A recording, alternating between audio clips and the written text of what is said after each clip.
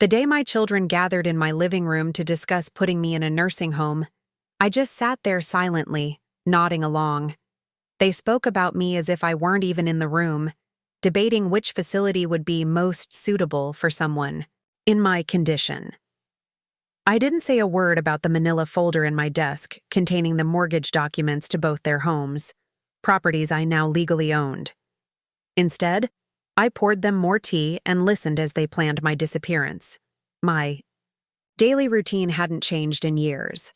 Before we jump back in, tell us where you're tuning in from, and if this story touches you, make sure you're subscribed, because tomorrow I've saved something extra special for you. At 72, I still move through my immaculate 2-story colonial home with practiced efficiency. Despite my age, I move with purpose, watering my plants, preparing my breakfast, reviewing financial documents at my polished oak desk. My house is filled with photographs spanning decades. My late husband Arthur in his military uniform, our children's graduations, weddings, grandchildren. Every morning, I spend time in my garden where I've won local garden club awards for my roses. The neighbors wave as they pass, and I exchange pleasant greetings. I'm respected in this neighborhood where I've lived for over 40 years. Inside, my calendar is always full. Doctor's appointments, book club, investment group meeting, lunch with my friend Selena. A life full but organized. On my desk sits my framed economics degree and photographs of me receiving an award for 30 years of service at the bank, where I worked as a financial advisor before retirement. That morning, the phone rang. It was my son David, 49, a marketing executive. The conversation was brief, somewhat formal. "Mom, I'll be stopping by later with Melanie," he said, his tone deliberately casual. "We need to discuss something important." I noticed he didn't ask how I was feeling or what I'd been doing. Looking at recent text exchanges with my children, I realized how sporadic and mostly practical they had become. Cancellations for Sunday dinners, requests to watch grandchildren on short notice, brief birthday wishes. The contrast between the abundant family photos and our limited actual contact was striking. I took my medicine from my organized cabinet, pills for high blood pressure, arthritis. I took them methodically while glancing at a recent medical report, mentioning mild cognitive decline consistent with age, but nothing indicating serious impairment. I frowned slightly, remembering how David had requested to speak with my doctor privately at my last appointment. In my home office, I reviewed my investment portfolio, diversified, substantial. Far from the financially dependent elderly person, my children seemed to perceive me as. My late husband Arthur taught economics at the local university. I worked at the bank, rising to senior financial advisor. Both of us carefully invested over decades while living modestly. I looked at recent bank statements showing significant transactions, 2 major purchases through my holding company named Second Chance Properties, LLC. There were also documents regarding substantial loans to both David and Melanie years ago for their down payments, loans they've never fully repaid despite their comfortable incomes. On a notepad, I had calculated exactly how much I had given each child over the years, including college tuition, wedding costs, and home down payments. The numbers were substantial. Next to these figures were notes about how often each child visits or calls, much smaller numbers. Later, I prepared lunch with my friend Selena. I found myself confiding in her. David rescheduled my doctor's appointment last month without telling me, I mentioned. Said it fit better with his schedule to drive me. "But you still drive yourself everywhere," Selena pointed out. "Melanie's been helping me with my bills," I said, making air quotes. "She took my checkbook to organize it. When I asked for it back, she said she'd handle everything." "Did you tell her you managed the entire bank's investment portfolio?" "For 20 years?" Selena asked. I shook my head. They see gray hair and suddenly forget who I am. We discussed other friends who've lost independence, moved to facilities, had assets controlled by children, lost decision-making power. Selena mentioned her cousin who was pressured to sell her home of 40 years because her children decided it was too much for her to manage. The doorbell rang. A delivery. I signed for a thick envelope marked confidential from a law firm. Later, that afternoon, David and Melanie arrived together, unusual enough that I immediately sensed something planned. They were dressed in business attire, carrying folders. Trailing reluctantly behind them was Thomas, 43, my youngest, a high school art teacher who seemed uncomfortable with whatever was happening. David took charge of the conversation, discussing trivial matters while we settled in the living room. Melanie inspected my house surreptitiously, running a finger over surfaces as if checking for dust, glancing into rooms as if taking inventory. Thomas sat quietly beside me, occasionally squeezing my hand. The siblings exchanged glances during an awkward silence. David cleared his throat.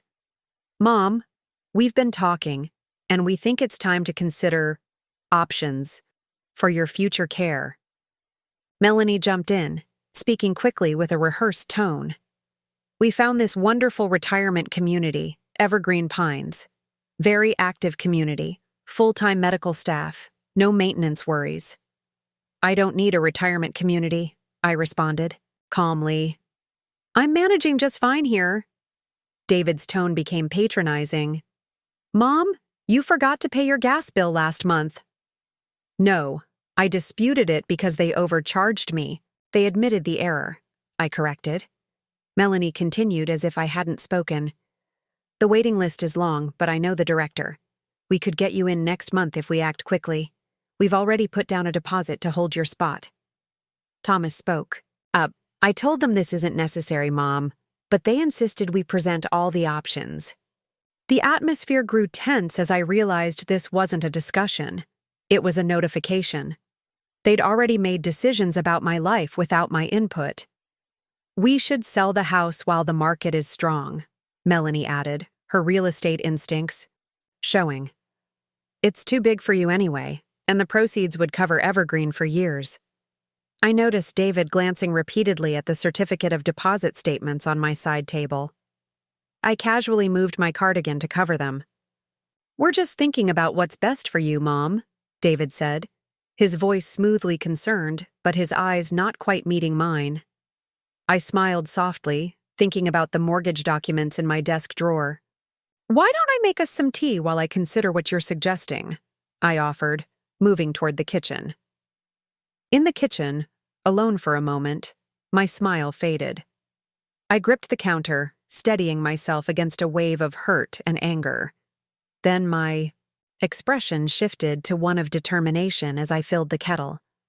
Through the doorway, I could hear my children already discussing how to divide my furniture. I returned to the living room with a tray of tea served in my best china, the set, reserved for important occasions. I poured carefully, my hands steady despite my internal turmoil. Thomas noticed me choosing the special cups and gave me a questioning look. I met his eyes briefly with a small, private smile. "As I was saying," Melanie continued, opening a glossy brochure, "Evergreen Pines has weekly bridge clubs, gardening programs. You'd love that, Mom. And the dining options are excellent. They even have financial management services," David added pointedly. "They'd make sure all your bills are paid on time, investments properly managed." I sipped my tea, observing how neither of them had touched the family photo albums I'd deliberately placed on the coffee table. Albums documenting decades of my competent care for them. "I've managed my finances successfully for 50 years, I responded evenly. "Including putting both of you through college without loans." David laughed lightly. Dismissively. "That was different, Mom. Things are more complicated now with digital banking, automatic payments." "I do all my banking online," I stated. "I've been using investment apps for years." Melanie exchanged a glance with David. "Mom, remember last Christmas when you couldn't figure out how to use the new coffee maker? Technology changes so fast." "A coffee maker I didn't need because my perfectly functional one was replaced without asking me," I corrected. Thomas interjected. Preparing and narrating this story took us a lot of time, so if you are enjoying it, subscribe to our channel. It means a lot to us. Now back to the story. Mom's more tech-savvy than either of you realize. She helped me set up my smart classroom last semester. David ignored this, sliding forward a document. We've taken the liberty of drafting a power of attorney, just to make transitions smoother. Transitions to what exactly? I asked, my voice acquiring an edge. Your future care arrangements, Melanie said smoothly. It's routine. Dad had one. Your father was dying of cancer, I said quietly. I am in perfect health. Your blood pressure, David began, is controlled with medication, I finished firmly. Melanie sighed dramatically. Mom, we're trying to help before there's a crisis. Last month when you forgot Lizzie's recital, I didn't forget, I interrupted. You changed the date and only left a voicemail which I didn't receive until after. And the time you left the stove on, David added. I didn't leave it on. The repair service confirmed the knob was faulty.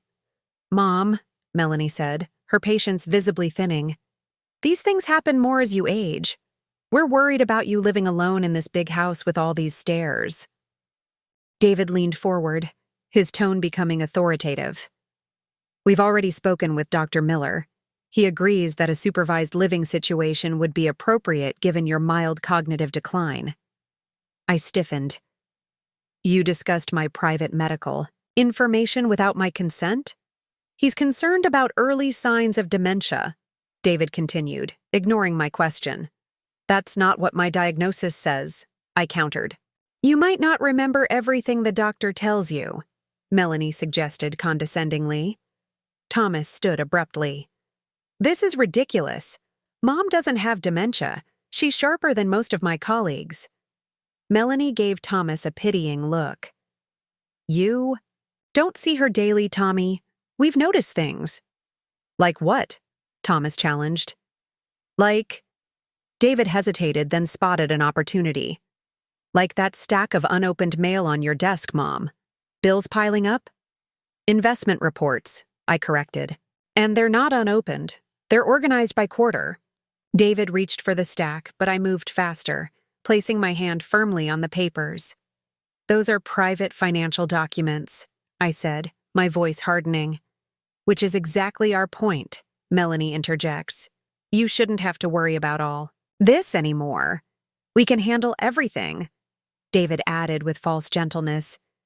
Dad would want us to take care of you, Mom. It was this invocation of my late husband that became the final straw. I put down my teacup with deliberate control, though.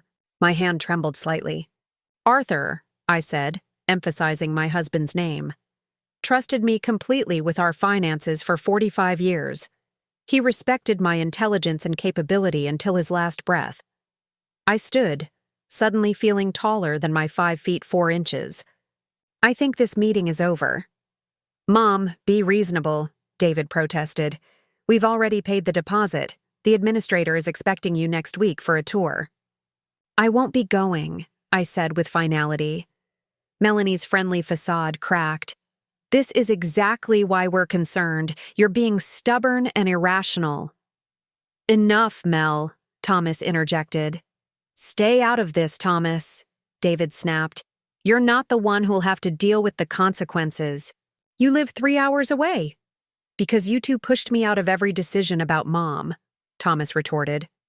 Melanie turned to me, her voice taking on a threatening tone. Mom, if you don't cooperate, we might need to discuss more formal arrangements, for your own good. Are you threatening me with a competency hearing? I asked, my voice dangerously quiet. If necessary, David said firmly. Your safety is our priority. Thomas exploded. This is elder abuse. You're manipulating the situation to gain control of Mom's assets. How dare you?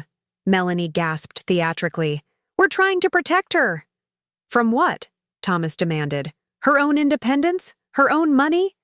The argument escalated, with David and Melanie on one side, Thomas on the other. I watched silently as my children fought over my future as if I weren't present. Finally, I spoke, my voice cutting through the chaos with quiet authority. "I'd like you all to leave now."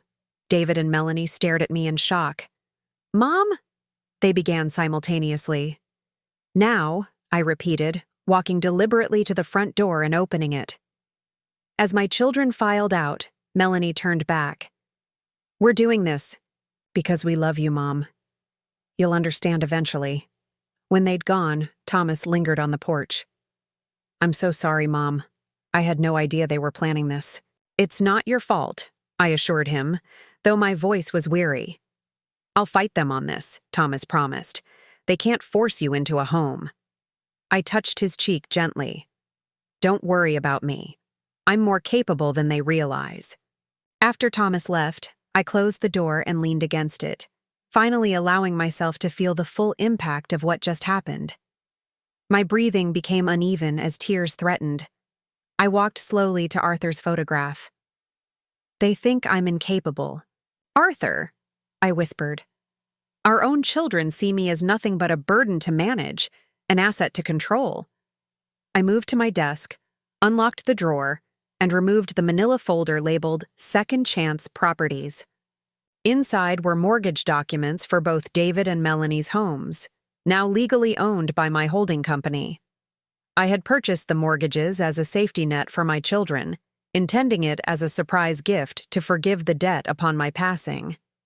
Now, I stared at the papers, a new idea forming.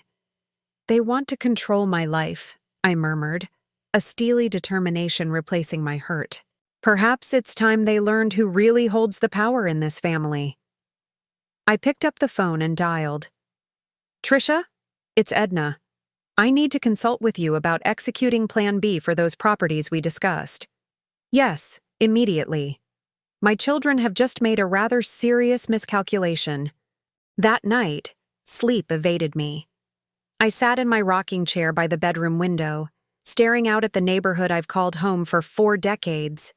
The same neighborhood where I raised my family, where Arthur had built the treehouse that still stands, in the backyard oak, where generations of memories are embedded in every corner. I rocked slowly, trying to pinpoint when things changed. When my children stopped seeing me as a person with agency and began viewing me as a problem to manage. Was it after Arthur died 5 years ago, when I turned 70? Or had it been happening so gradually I hadn't noticed until today's ambush? I retrieved a leather-bound journal from my nightstand. Inside were detailed notes I'd kept since noticing subtle changes in my children's behavior. David insisting on driving me to appointments, Melanie organizing my kitchen without permission, both of them exchanging glances when I mentioned future travel plans. Small moments that seemed insignificant individually, but formed a pattern when viewed together. I flipped through old photo albums, tracing my finger over images of David and Melanie as children. David proudly showing off his first savings account passbook that I'd helped him open. Melanie beaming beside her first car that I'd co-signed for. I had taught them financial literacy from an early age, helped them navigate student loans, advised them on their first home purchases. When did they forget who I am? I whispered too. The empty room. Morning found me at my desk, reviewing my financial documents with fresh eyes. My substantial investment portfolio, the rental properties I manage, my retirement accounts, all meticulously maintained. I pulled up my banking app, confirming recent transactions, including the purchase of David and Melanie's mortgages through my holding company. The phone rang. It was Melanie, her voice artificially bright. "Good morning, Mom. David and I thought we'd come by today to continue our discussion. The Evergreen administrator is available for a tour at 11. "I won't be home," I replied calmly. A pause. "Where will you be?" she asked, surprise evident in her voice. "I have a meeting with my financial advisor," I said truthfully. "Oh." Another pause. "Would you like us to reschedule the tour for tomorrow?" "I've already told you I'm not interested in Evergreen Pines." Melanie's tone shifted to one of forced patience. Mom, we're trying to help you. This resistance isn't healthy. Neither is trying to force me into a facility I don't need or want, I countered. We'll discuss this later, Melanie said firmly. David and I will stop by this evening. After hanging up, I sat perfectly still, processing my daughter's persistence. Then I picked up the phone again and made several calls. To my attorney, to my investment advisor, and finally to my friend Selena. Later, I met Selena at our favorite cafe, a quiet corner spot where we've shared countless conversations over the years. She listened intently as I recounted yesterday's confrontation. They actually brought a power of attorney document? She asked, incredulous. I nodded. Already filled out with their names. Classic elder financial abuse setup, Selena muttered. She'd worked as a social worker before retirement and recognizes the pattern. What will you do? I stirred my tea thoughtfully. I'm considering my options. Does this have anything to do with those mortgages you purchased? Selena asked shrewdly. Small smile crossed my face. I originally bought them as security for David and Melanie. A safety net I could provide without them feeling like they were taking charity. And now? Now I'm thinking they might serve a different purpose. A lesson, perhaps. Selena leaned forward. Be careful, Edna. This could fracture your family permanently. That's what I'm struggling with, I admitted. Is standing up for myself worth potentially losing my relationship with my children? Is having a relationship where you're disrespected and controlled really worth preserving? Selena countered gently. I fell silent, considering this uncomfortable question. That afternoon, I sat in the office of my longtime attorney, Tricia Harrington.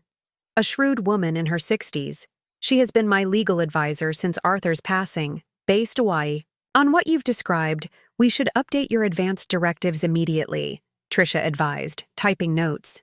Name Thomas as your healthcare proxy instead of David. We'll create a living will that explicitly states your wishes regarding long-term care facilities. And the mortgages? I asked. Tricia removed her glasses, considering. Legally, you're within your rights to enforce those contracts however you see fit. Your holding company can certainly adjust terms, initiate reviews, even call in the loans with proper notice.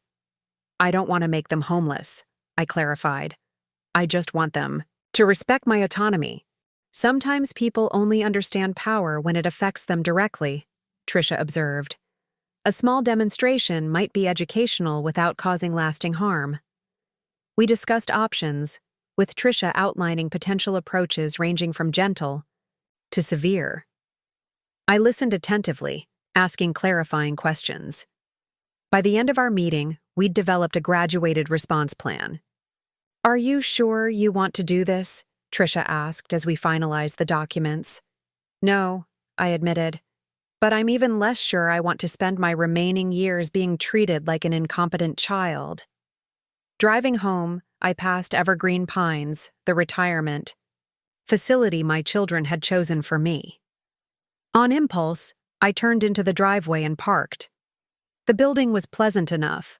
Modern architecture, well-maintained grounds, residents visible through large windows participating in what appeared to be a group exercise class. I watched for several minutes observing the residents. Some appeared engaged and content, others vacant and withdrawn. It's not a terrible place, I acknowledged. But it's not my home. Can I help you? A staff member asked, approaching my car. Just looking, I replied. My children want me to move. Here, the young woman smiled. We have a lovely community. Would you like a tour? Do you have many residents who don't want to be here? I asked instead. The woman's smile faltered momentarily. Adjustment periods vary, she said diplomatically. I nodded, understanding what isn't being said. Thank you, but I won't need that. Tour! As I drove away, I caught my reflection in the rearview mirror. The hurt and shock from yesterday had crystallized into something harder, more resolute. I've spent a lifetime being underestimated, First as a young woman in the male-dominated financial industry, later as a widow presumed helpless without her husband. I had overcome those prejudices with dignity and competence. I would do so again. Pulling into my driveway, I noticed David's car already parked out front. Both he and Melanie were waiting on my porch, folders in hand, expressions determined. Round 2 of their campaign to control my life. I took a deep breath, feeling remarkably calm. I was done with simply reacting to their plans. It was time to implement my own. I parked my car and approached my porch with measured steps. David and Melanie stood as I arrived, their expressions a practiced mix of concern and determination. "Where have you been?" David asked, checking his watch pointedly. "We've been waiting almost an hour." "I had appointments," I replied simply, unlocking my door. "We were worried," Melanie added. "You didn't answer your cell phone." It was on silent. During my meetings. I entered my home, not holding the door for them, but they followed regardless. Inside, I noticed they'd made themselves comfortable. Melanie's laptop open on the coffee table, David's briefcase spilling papers onto my sofa. They'd brought reinforcements too, glossy Evergreen Pines brochures, financial worksheets, and what appeared to be a revised power of attorney document. "We brought dinner." Melanie gestured to take out containers on the dining table. "We thought we could eat while we talk through the evergreen options." I set down my purse. "I've already eaten with Selena." David frowned. "Mom, we're trying to have a family discussion about important matters." "Which is why I invited someone to join us," I responded, just as the doorbell rang. I opened the door to Thomas, who stepped inside with a supportive smile. Behind him was Tricia Harrington, my attorney, elegant in a tailored suit despite the evening hour. "What's going on?" Melanie asked, eyes narrowing at Tricia. "Why is your lawyer here?" "Because we're discussing legal matters that affect my future," I said calmly. "I thought it appropriate to have counsel present." An uncomfortable silence fell as everyone settled in the living room. David and Melanie exchanged wary glances. "Let's get straight to the point," I began, my voice steady. "You want me to sell my home and move to Evergreen Pines against my wishes. You've attempted to secure power of attorney over my affairs without my informed consent.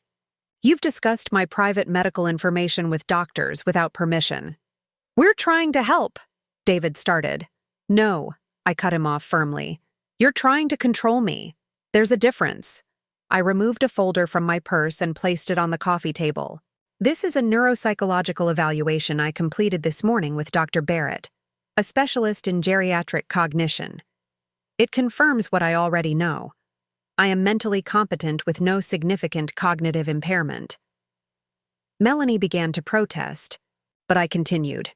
"I've also updated my advance directives." I slid another document forward.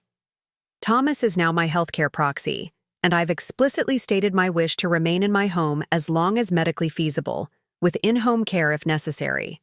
"You changed your healthcare proxy?" David asked, visibly offended. "After all I've done managing your appointments?" "Managing them without consulting me," I corrected. "Scheduling them at your convenience, not mine." "This is ridiculous," Melanie interjects. "You're being stubborn and putting yourself at risk." Tricia spoke for the first time, her tone professionally detached. "Mrs. Matthews has been evaluated and found fully capable of making her own decisions. Any attempts to override her wishes could be considered elder abuse under state law." "Elder abuse?" David scoffed. "We're trying to protect her." "From what?" Thomas asked quietly. "Her independence? Her right to live where she chooses?" Melanie turned to me, her expression hardening. "Mom, if you won't be reasonable, we might need to take more formal steps, for your own protection. It's this thinly veiled threat, the second in as many days, that crystallized something in me. A lifetime of accommodating others, of prioritizing family harmony over my own needs, of swallowing hurt rather than causing conflict. All of it suddenly felt like a weight I could no longer bear. "Formal steps," I repeated, my voice dangerously quiet. "Like having me declared incompetent? Forcing me into guardianship?" "If necessary," David confirmed, his tone suggesting he's being brave rather than cruel. I looked at my eldest son, really, looked at him. His expensive watch, his manicured nails, the entitled set of his shoulders. He had my eyes, but none of my compassion. I turned to Melanie, noting my daughter's impatient expression, the way she checked her phone even during this critical conversation. These were my children, yet in this moment, they felt like strangers wearing familiar faces. "I have something to show you," I said, opening my desk drawer and removing the manila folder labeled Second Chance Properties. I laid out 2 sets of documents, sliding one toward David, the other toward Melanie. "What's this?" David asked, scanning the papers. "Mortgage documents," I replied. "For your homes." Melanie frowned, confused. "We know what our mortgages look like, Mom. But you may not be aware who holds them," I continued calmly. 3 months ago, I established Second Chance Properties, LLC. Through this company, I purchased both your mortgages from your original lenders. The room fell completely silent. David's face drained of color as he examined the documents more carefully. Melanie's mouth opened slightly in shock. "You bought our mortgages?" David finally managed. "That's not possible." "Entirely possible and completely legal," Tricia confirmed. "Secondary mortgage markets are quite active these days." "Why? Would you do this?" Melanie asked, her voice suddenly small. "Originally as a gift," I explained. "I planned to forgive the balances eventually as part of your inheritance." "And now?" David asked cautiously. I met his gaze without flinching. "Now I'm considering my options as your creditor." "This is some kind of joke," David said, but his voice lacked conviction. "It's not," I assured him. "Second Chance Properties now holds legal rights to both your mortgages. As sole owner of the company, I can adjust terms, require property inspections, even accelerate payment schedules if certain conditions are met." "You can't do this," Melanie protested. "Actually, she can," Tricia interjects. "Just as you can try to force your mother into a retirement home, legally speaking. Both actions are permitted, though one might question the ethics of either approach." Thomas watched the exchange silently, eyes wide with disbelief. He hadn't known about the mortgages either. I took a deep breath. "I don't want to be your adversary. I want to be your mother, respected, not managed, included, not controlled." "So this is blackmail," David said bitterly. "Do what you want, or you'll foreclose on our homes." "This is a reality check," I corrected him. "You've forgotten who I am, who I've always been. I managed our family finances while your father taught economics. I advised clients on multi-million-dollar OG investments for 30 years. I raised you to be independent, yet you can't extend me the same courtesy." I closed the folder deliberately. "I'm not moving to Evergreen Pines. I'm not signing over power of attorney. I'm not selling my home. And if you persist in trying to override my wishes, there will be consequences." The silence that followed was heavy with the weight of this fundamental shift in family dynamics. I had done what seemed impossible just yesterday. I had reclaimed my power and established boundaries that cannot be ignored. The decisive moment had arrived, and with it, the clear understanding that nothing between us would ever be the same again. The living room felt charged with tension, like the air before a thunderstorm. David recovered first, his shock hardening into anger.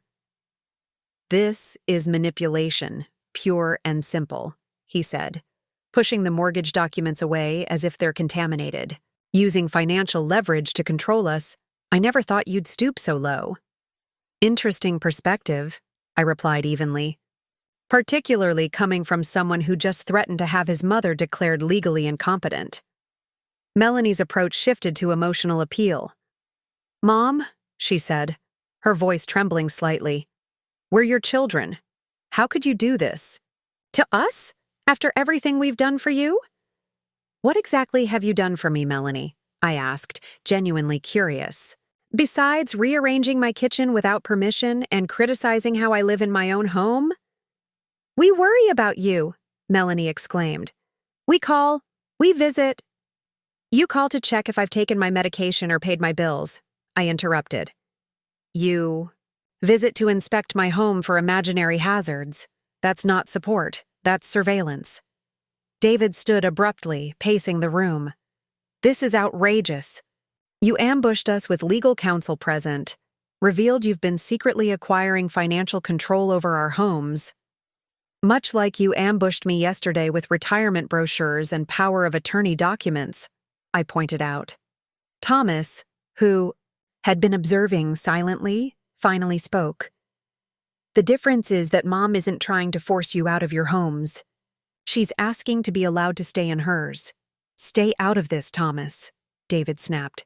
"You've always enabled her independence when she clearly needs more supervision." "She's our mother, not a child," Thomas retorted. "And the only thing she clearly needs is respect." David took a deep breath, visibly trying to regain control of the situation.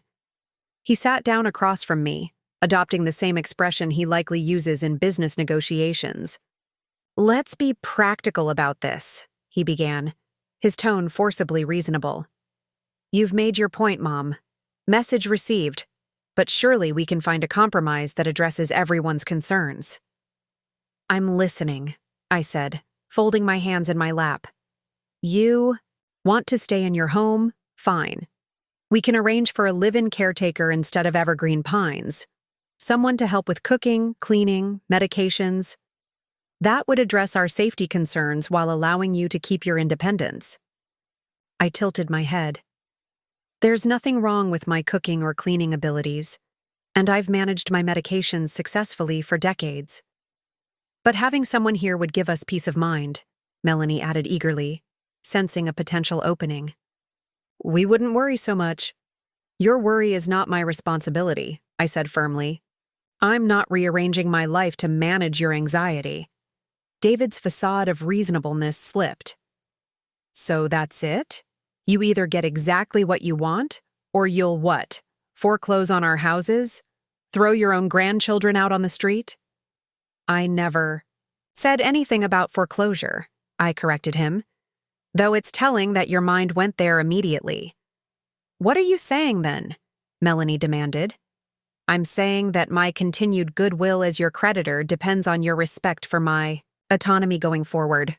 "This is emotional blackmail," David declared, his voice rising. "And frankly, it only proves our point about your judgment becoming impaired. No reasonable person would weaponize their children's financial security like this. No reasonable children would try to force their capable mother into a nursing home against her will," Thomas countered. Melanie turned to Trisha, appealing to her professionally. "Surely you can see this isn't right? Using financial pressure to manipulate family relationships?" "My role isn't to judge the family dynamics," Trisha responded carefully. "I'm here to ensure Mrs. Matthews' legal interests are protected, but I would note that financial leverage exists on both sides of this equation." David turned to me, his expression darkening. "You've changed, Mom. Dad would be ashamed of this behavior." It was a calculated blow, invoking Arthur's memory to hurt me. I felt the sting but didn't flinch. "Your father believed in dignity and self-determination," I said quietly. "He would be ashamed of children who can't recognize those same values in their mother." David stood again, gathering his papers with jerky movements. "This meeting is over. We need time to consider our options." "Legal options?" I asked pointedly. "All options," he replied coldly. "You've made this adversarial, not us." Melanie followed David's lead, collecting her things. "I can't believe you've done this," she said, her voice thick with what sounded like genuine hurt. "We were trying to help you, and you've turned it into this." I believe you think you were helping, I acknowledged, softening slightly. But help that dismisses my agency isn't help at all. David paused at the door. We'll be consulting our own attorney about these mortgage documents. If there's any irregularity in how you acquired them, there isn't, Tricia interjects smoothly. Every transaction was properly executed and recorded. We'll see, David muttered. Then to me, this isn't over. After they left, slamming the door behind them, a heavy silence fell over the living room. Thomas moved to sit beside me on the sofa. That was intense, he said finally. Are you okay? I released a long, controlled breath. Not really. I had no idea about the mortgages, Thomas admitted. That was quite a power move, Mom. It wasn't meant to be, I said, suddenly feeling tired. I bought them thinking I could help if they ever faced financial hardship. Insurance, really. I never imagined I'd need to use them as leverage against my own children. Tricia began gathering her documents. For what it's worth, I think they'll calm down once the shock wears off. This forced them to see you differently. That's uncomfortable, but necessary. After Tricia left, Thomas helped me clear away the untouched takeout food. We worked in companionable silence until Thomas asked, "What happens now?" I looked around my home, the home where I raised my family, where I mourned my husband, where I built a life of quiet dignity and independence. Now we wait, I said simply. The ball is in their court. But as I stood in my kitchen, watching Thomas through the window as he left, I felt a strange mixture of victory and loss. I had stood my ground, made my position clear, yet the cost was already becoming apparent. The family photos on my walls suddenly seemed like artifacts from another time, a time before mortgages became weapons and love became conditional. I picked up my phone and saw 3 missed calls from Selena. For now, at least, I didn't have the energy to recount what happened. Instead, I walked through my house, turning out lights, moving with the familiar certainty of someone who knows every corner of their domain. This is my home, I whispered to myself, and I won't be pushed out of it. The day after the confrontation, I woke early and made my way to the attic. The space is well organized, with labeled boxes lining wooden shelves that Arthur had built decades ago. I found what I was looking for in a corner, a large trunk containing our family archives. Inside were photo albums, journals, and financial records dating back to the early years of my marriage. I pulled out a weathered ledger book, running my finger down columns of my neat handwriting, household accounts from 1975, the year David was born. As sunlight filtered through the small attic window, I sat cross-legged on the floor, surrounded by the physical evidence of my family's history. I found myself drawn to Arthur's old briefcase, still containing papers from his university office. Among them was a letter he'd written but never sent to his department chair, expressing frustration about being passed over for promotion despite his qualifications. "We'll manage," I had told him when he showed me the draft. "I can pick up more clients at the bank." And I had. Working extra hours while caring for an infant, I'd brought in enough additional income to compensate for Arthur's stalled academic career. Later, when he was finally promoted, my additional earnings had paid for our first investment property, the foundation of the financial security we'd eventually build. Deeper in the trunk, I found a folder containing my own career documents, job, offers I'd declined, including one from a prestigious investment firm in Chicago. The position would have doubled my salary but required relocation, disrupting Arthur's tenure track and David's elementary school routine. Without regret, I had chosen family stability over professional advancement. When Melanie was born, 3 years later, I had shifted to part-time work temporarily, carefully calculating how to balance childcare costs against reduced income. By the time Thomas arrived, I had mastered the financial high-wire act of raising 3 children on a professor's salary supplemented by my banking income. A small velvet box contains the diamond earrings Arthur had given me for our 20th anniversary. "You deserve so much more," he had said, knowing I'd redirected my bonus that year toward David's college fund. "I have everything I need," I had replied truthfully. I found David's first loan application for graduate school, with my signature as cosigner. Similar documents exist for Melanie's first car, Thomas's art school tuition. Throughout their young adult years, I had provided the financial backstop that allowed my children to pursue their ambitions without crippling debt. I moved to a more recent box, containing documents from the last decade. Here, the narrative shifts.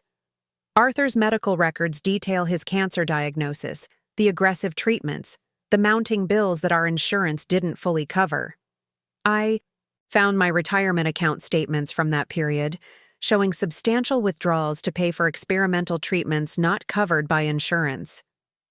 "Don't deplete your savings for me," Arthur had protested from his hospital bed. "What else is it for if not this?" I had countered. After Arthur's death, I had methodically rebuilt my finances, leveraging my professional expertise to make smart investments despite my grief. The documents show a clear trajectory: property acquisitions, stock portfolio diversification, careful tax planning, all executed with the precision of someone who had spent a career advising others on wealth management. I found the first emails regarding David and Melanie's mortgage challenges, sent during the financial crisis when they'd both faced possible foreclosure due to adjustable rate resets. At the time, I had offered direct financial assistance. "We'll figure it out ourselves, Mom," David had insisted. "We're not taking your money." Pride, I realized now. Too proud to accept help openly, but struggling nonetheless.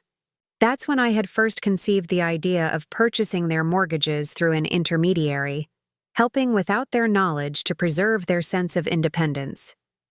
The final documents were more troubling. Notes from conversations with David and Melanie over the past year showing a gradual increase in their controlling behaviors. A doctor's appointment David had rescheduled without telling me.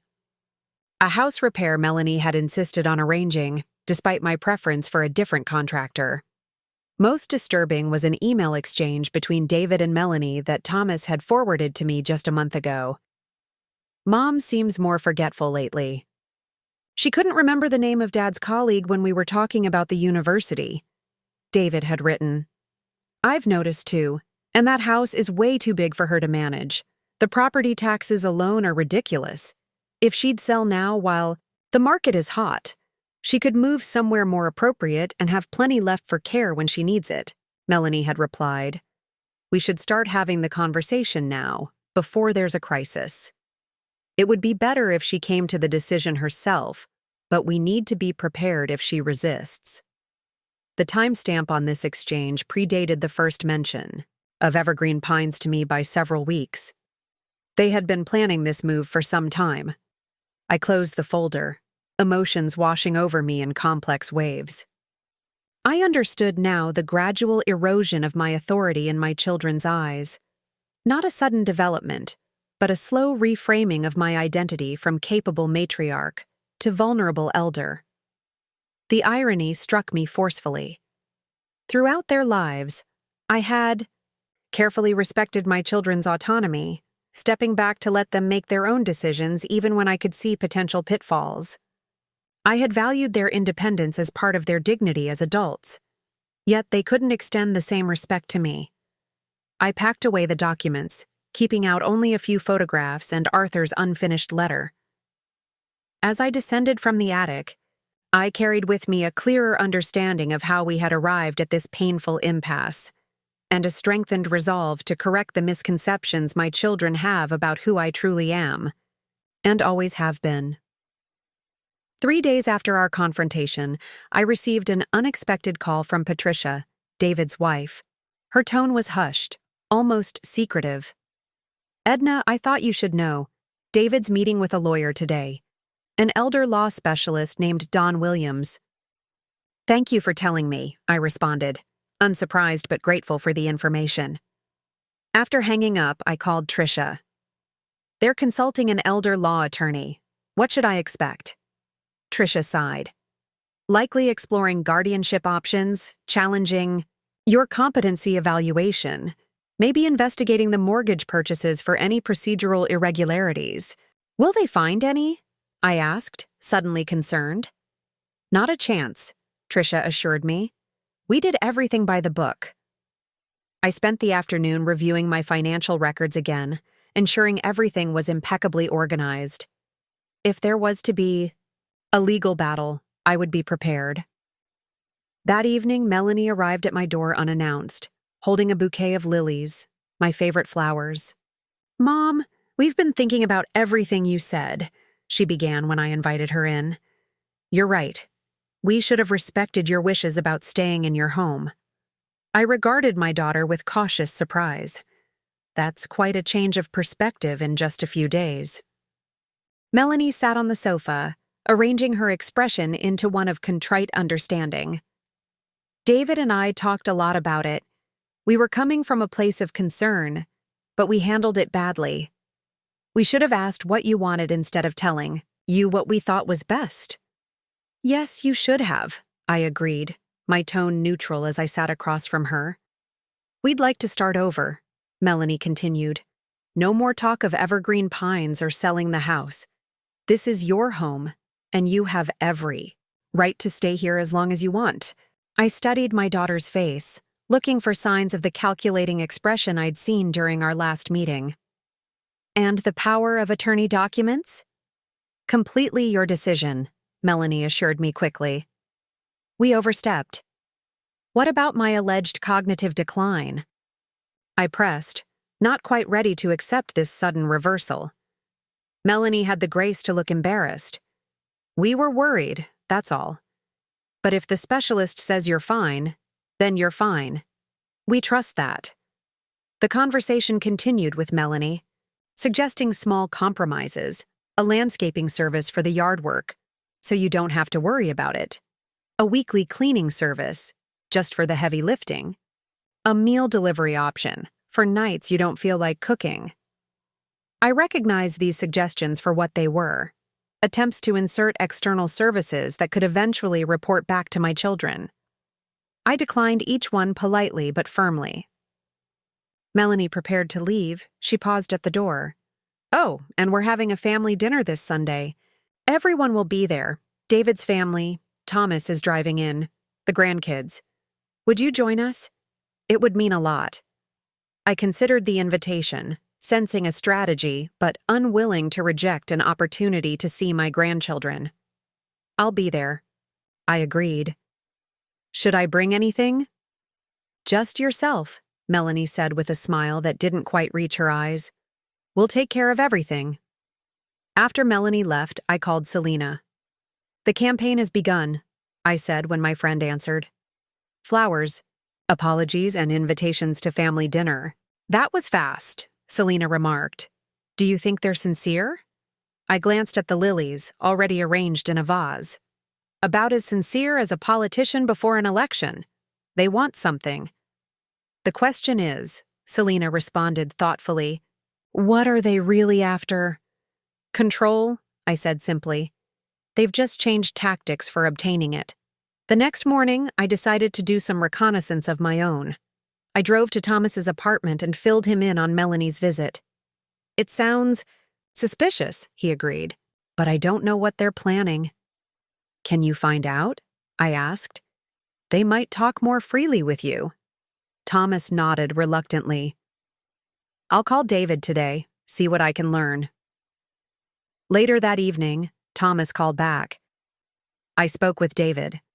They met with an elder law attorney who essentially told them they don't have grounds for guardianship given your competency evaluation. So they're backing off? I asked, skeptical. Not exactly, Thomas replied.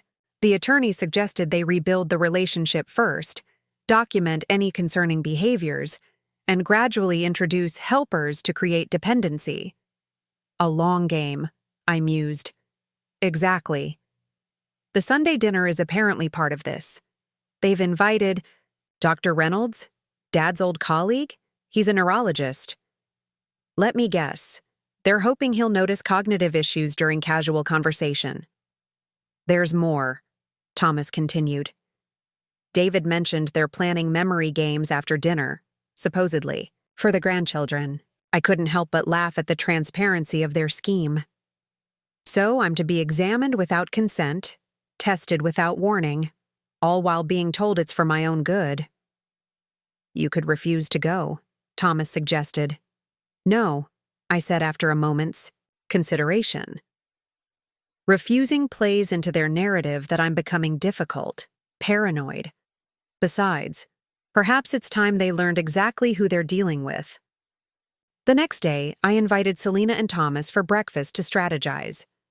Over coffee and homemade scones, I outlined my approach for the dinner. Are you sure about this? Selena asked, concerned. It could backfire. I'm done being defensive, I explained. If they want to test my cognitive abilities, I'll give them a demonstration they won't forget. After they left, I spent several hours preparing. I reviewed family photo albums, noting specific dates and details of vacations, celebrations, and milestones that might come up in conversation. I refreshed my knowledge of Dr. Reynolds' research and publications. I even practiced several memory exercises typically used in cognitive assessments, ensuring I understood the patterns and expectations. By the time Sunday arrived, I felt ready for whatever they might have planned. I asked Thomas to drive me, not wanting to arrive alone and vulnerable. You seem remarkably calm, he observed as we pulled into David's driveway. I smiled, feeling a new sense of confidence. I've spent my life underestimated, Thomas, as a woman in finance, as a widow. I've always proven myself capable. This is no different. Still, be careful, he cautioned. They've had days to prepare. So have I replied, straightening my shoulders as we approached the door. And unlike them, I have nothing to hide. David's home was picture-perfect when I arrived with Thomas. Tasteful decorations, delicious aromas from the kitchen, cheerful music playing softly. My grandchildren rushed to greet me with genuine enthusiasm, a bright spot in what I knew would be a challenging evening. Mom, you look wonderful, David said, embracing me with exaggerated warmth. Come in, everyone's excited to see you. The living room was indeed full. David's wife, Patricia, and their two teenagers, Melanie's husband, Don, and their daughter, Lizzie, several family friends, and, as Thomas predicted, Dr. Reynolds, Arthur's former colleague, now retired from neurology. Edna, it's been too long. The doctor greeted me with a handshake that felt suspiciously like he was checking my grip strength. Indeed, Richard, I replied, using his first name deliberately. How's the book coming? Still working on that research about early cognitive markers? A flicker of surprise crossed his face. He had mentioned the book project once, nearly 8 months ago, at a university function. You remember that? I remember most things, I said pleasantly. Particularly conversations about brain health. Fascinating subject. I moved through the room with deliberate ease, engaging in detailed conversations, asking specific questions about people's lives that referenced information from previous interactions. With each exchange, I could sense David and Melanie watching, their expressions growing increasingly perplexed. During dinner, the conversation was carefully steered toward innocent-seeming topics that actually tested memory and cognitive function. Remember that vacation to Maine when David was 10? Melanie asked casually. What was the name of that little restaurant we loved? Hammond's Harbor House, I replied without hesitation. You ordered lobster for the first time and cried when you saw it with the shell on. Your father had to bribe you with ice cream to try it. And Mom, David interjects, wasn't there a problem with our cabin? The first one had a leak in the roof, I confirmed, buttering a roll. We moved to Unit 12 instead of 7. The manager gave us a discount and free breakfast for the inconvenience. As the dinner progressed, the attempts grew more transparent.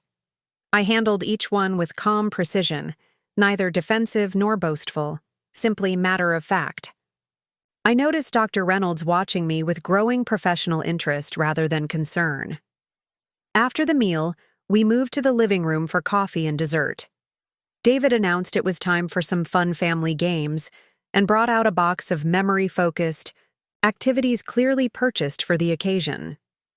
"Before we start," I said, setting down my coffee cup, "I'd like a moment to discuss something important." The room quieted, tension suddenly palpable. "I want to thank you all for this lovely evening," I began. "It's not often we have so many people we care about in one room, which makes this the perfect opportunity to clear up some misconceptions." David shifted uncomfortably. "Mom, maybe we should just enjoy—" "I've brought something for everyone," I continued, opening the folder Selena had given me before dinner. I removed several documents and began distributing them around the room. "What are these?" Melanie asked, looking down at the paper in her hand.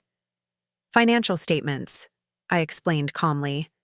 "My complete portfolio review from last quarter, my credit report, the results of my neuropsychological evaluation, and a property assessment of my home." I handed the final document to Dr. Reynolds. "And this is the opinion letter from Dr. Barrett, a geriatric specialist at University Medical Center, confirming my cognitive function is within the normal range for my age, with no indicators of significant decline." The room was utterly silent now.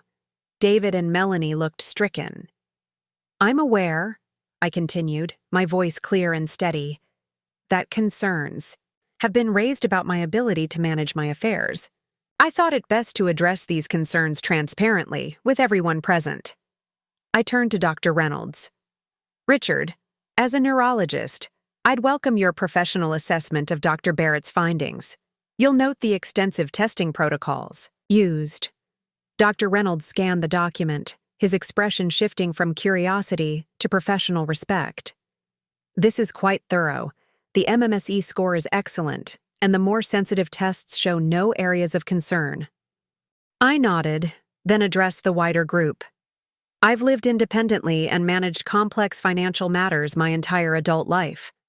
I've helped many of you with financial advice over the years. That capability hasn't changed." I looked directly at David and Melanie. "What has changed is how some people perceive me. Age brings wisdom, but unfortunately it can also bring assumptions from others, even those closest to us." David attempted to recover. "Mom, nobody here is questioning—" "Please," I interrupted gently. "Let's not add dishonesty to the evening. This dinner, these games, Dr. Reynolds' presence, the purpose is transparent." The grandchildren looked confused, the other adults uncomfortable. Patricia stared at her plate, while Thomas watched me with quiet pride. "I'm not angry," I assured them, and I realized with some surprise that it's true. The hurt remained, but the indignation had been replaced by something stronger, an unshakable certainty in my own worth and capability. "I simply want to establish clarity. I am competent, I am financially secure, I am staying in my home, and most importantly, I will make my own decisions about my life, as I always have." I gathered my documents, placing them back in the folder. "Now, about those games. I'd be happy to participate, though perhaps something everyone can enjoy? Monopoly has always been a family favorite." The tension breaks slightly, replaced by nervous laughter and murmured agreement. As David went to find the Monopoly board, I caught his eye. "I've always been particularly good with property management," I reminded him quietly. "Some things never change." The Monopoly game became oddly symbolic. I systematically acquired properties, built houses and hotels, and eventually bankrupted both David and Melanie. My grandchildren found it hilarious. My children, less so. As Thomas drove me home afterward, the night air felt different somehow. Cleaner, fresher, filled with possibility. "You were magnificent," Thomas told me, glancing away from the road briefly. "The look on David's face when you handed out those documents—" I smiled. "It wasn't about humiliating them. It was about clarity."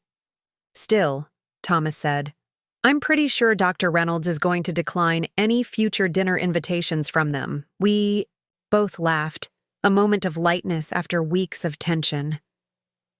As we pulled into my driveway, I felt a sudden surge of gratitude for my youngest child, who sees me as I truly am. "Thank you," I said simply, "for standing by me through this." Thomas squeezed my hand. "It's what Dad would have done." After he left, I didn't immediately go to bed despite the late hour.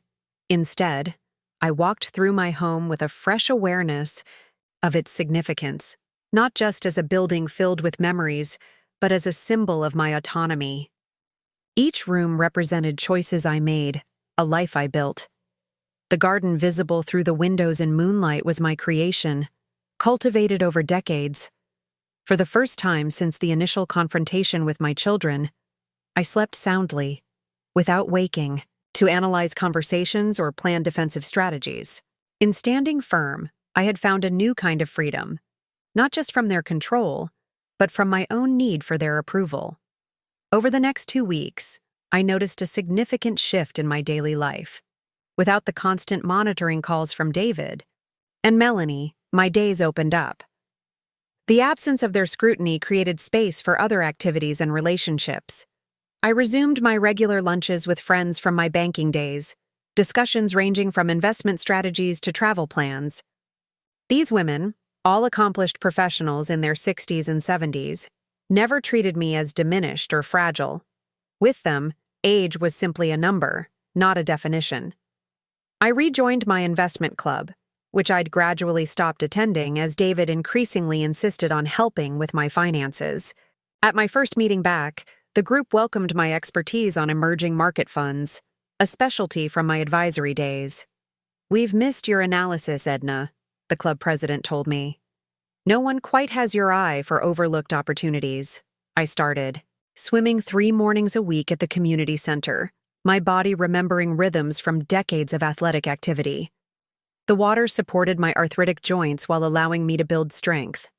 After each session, I joined a group of regulars, ranging from 30 to 80 years old, for coffee and conversation. At home, I began revisiting projects long deferred. I sorted through Arthur's academic papers, organizing them for donation, to the university archive. I redecorated the guest room that had remained untouched since the children moved out, transforming it into a reading nook with comfortable seating and perfect lighting. When Thomas called to check in, I shared these activities with enthusiasm. When Selena visited, we sat in the newly renovated space, planning a weekend trip to a nearby lake district. "I can't remember seeing you this energized," Selena observed. I considered this. I think I've been living defensively for years without realizing it, always anticipating the next criticism or suggestion that I couldn't manage something. And now? Now I'm just living, I said simply, making choices without justifying them to anyone. 3 weeks after the family dinner, I received an unexpected email from Patricia, David's wife. It was an invitation to lunch, just the 2 of us. At a small cafe downtown. Curious, I accepted. When I arrived, Patricia was already seated, nervously shredding a napkin. "Thank you for coming," Patricia said after we ordered. "I wasn't sure you would." "Why wouldn't I asked. Patricia looked down. "After everything with David and Melanie, I wouldn't blame you for avoiding all of us. You're not responsible for their actions," I said gently.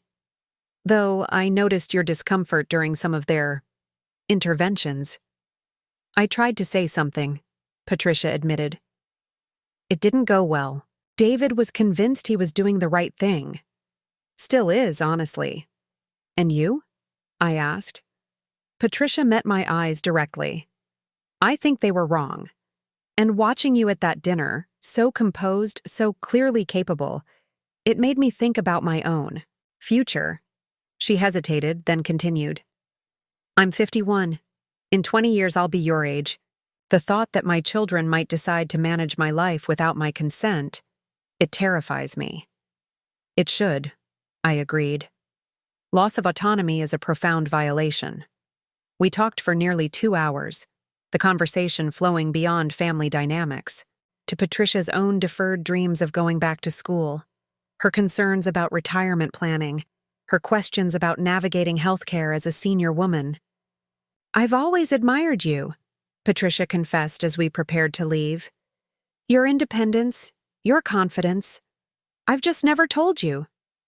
"It's not too late to start," I said with a smile. "For the admiration or for your dreams?" As we parted, Patricia hugged me, a genuine embrace rather than the perfunctory greeting we'd shared for years. "I've asked the kids to call you more often. They miss their grandmother." The lunch with Patricia created an unexpected bridge between me and at least part of my family. The grandchildren began calling more regularly without prompting from their parents. Thomas visited every other weekend, sometimes bringing his partner along. David and Melanie maintained a strained distance, though the aggressive campaign to control my life seemed to have ceased. Occasionally, they sent tentative texts about practical matters or forwarded photos of the grandchildren. I responded politely, but didn't initiate contact. I was no longer angry, just protective of the freedom I'd reclaimed. The space between us felt necessary rather than punitive, room for everyone to adjust to the new reality. One sunny morning, I sat in my garden with my calendar open, planning the coming months. I had added a watercolor class on Thursdays, a volunteer position at the library's financial literacy program on Mondays, and tentative dates for a 2-week tour of the Pacific Northwest with Selena in the fall. I was halfway through booking flights when I realized I hadn't checked these plans with anyone. No explanations needed, no defensive arguments prepared for why I should be allowed to travel. The decision was entirely mine. I completed the booking, then sat back in my garden chair, face tilted toward the sun. The roses I'd tended for decades bloomed around me, their fragrance sweet in the morning air. A sense of profound contentment washed over me, the simple, powerful freedom of self-determination. For the first time in years, I was answerable only to myself. It tasted like victory. My reverie was interrupted by the ringing phone. I considered letting it go to voicemail but checked the caller ID. It was Thomas. "Mom." His voice was tight with concern when I answered. "Don't panic, but I'm at the hospital. With Melanie." My garden chair suddenly felt unsteady beneath me. "What happened?" "Car accident. She was hit at an intersection. She's stable but has a broken leg, cracked ribs, and a concussion. They're keeping her overnight for observation." "I'll be right there," I said, already moving toward the house. "There's more," Thomas continued. "Don's out of town for work. He's trying to get a flight back, but it won't be until tomorrow. Someone needs to watch Lizzie." Lizzie, Melanie's 14-year-old daughter, was likely home alone, probably frightened for her mother. "I'll pick her up on my way," I said without hesitation. As I gathered my purse and keys, I paused briefly, struck by the irony. Just as I'd found my independence, circumstances were pulling me back into a caretaking role. But this time, I was choosing it freely, not out of obligation, but out of love. The difference I realized as I started my car was in the agency. This wasn't about control or manipulation.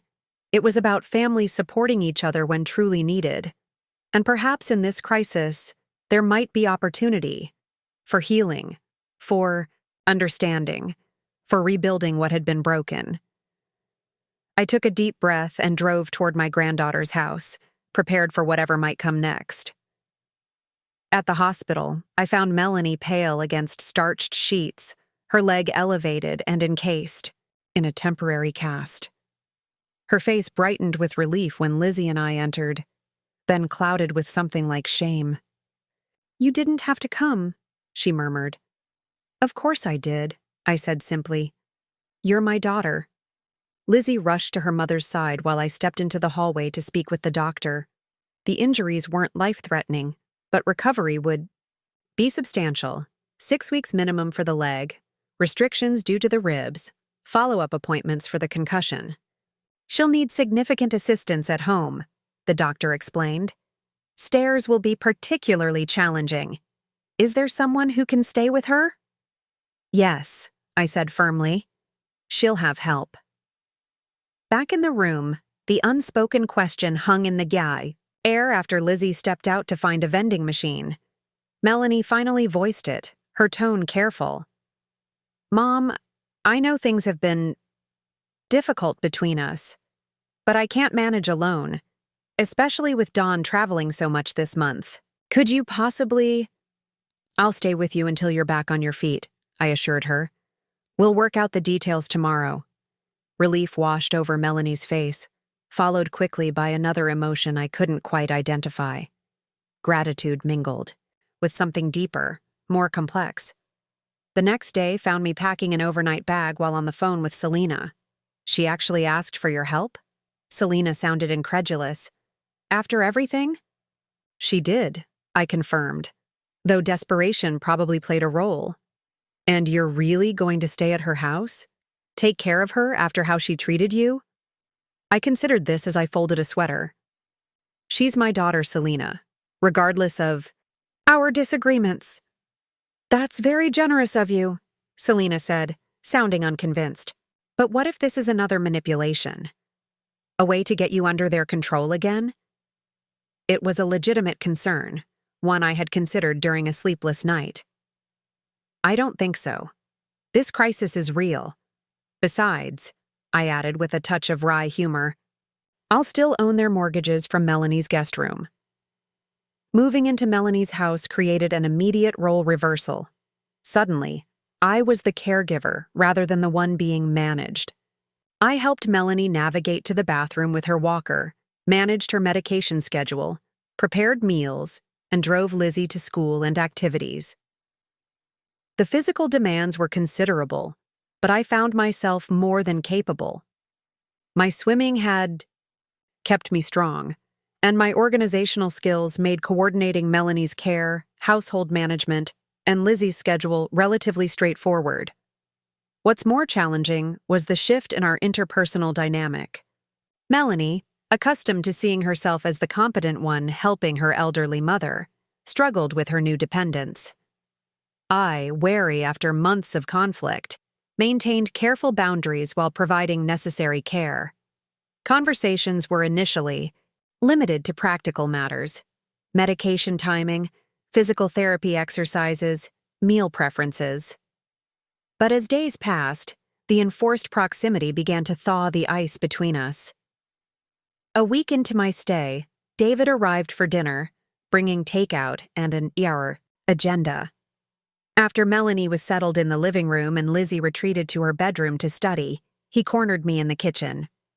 "You've been amazing with Melanie," he began, his tone carefully calibrated. "We all appreciate it so much." I continued loading the dishwasher. "She's family." "Exactly," David seized on this. "Family takes care of family, which is why I've been thinking. This situation really highlights what we were trying to explain before." I closed the dishwasher and turned to face him. "How so?" "Well, you're managing wonderfully now," he said. "But what happens when you're the one who falls? When you're the one with a broken leg or worse? You live alone. There'd be no one there to help immediately." "Ah," I thought. "Here it comes. This experience proves our point," David continued earnestly. "Having support systems in place before emergencies happen is just common sense. Melanie was lucky. Her accident could have been so much worse. But at least she has family nearby." "I have family nearby too," I pointed out. "And friends, and neighbors." David waved this away. "It's not the same as having professional care available 24/7. Which brings me back to Evergreen Pines. I spoke with them yesterday. They're still holding your spot." The audacity was almost impressive. Using Melanie's accident and my compassionate response as leverage to resurrect their original plan took a certain kind of determination. "David," I said calmly, "I understand your concern, but my position hasn't changed. But surely this experience has shown you—" "It's shown me I'm more than capable of providing intensive care for someone with significant injuries," I interrupted. "At 72, I'm managing a household, coordinating medical care, and supporting a teenager simultaneously. Does that sound like someone who needs to be in assisted living? David flushed. That's not fair. This is temporary. Long-term is different. You're right, which is why this conversation is premature by at least 15 years, I said firmly. Now, let's bring Melanie her dinner before it gets cold. Later that night, after David left and Lizzie went to bed, I brought Melanie her evening medication and a cup of tea. I found her quietly crying. What's wrong? Are you in pain? I asked, setting down the tea. Melanie shook her head, wiping tears awkwardly with her uninjured arm. I heard you and David in the kitchen. I sat carefully on the edge of the sofa. I'm sorry, we should have been more discreet. No, that's not...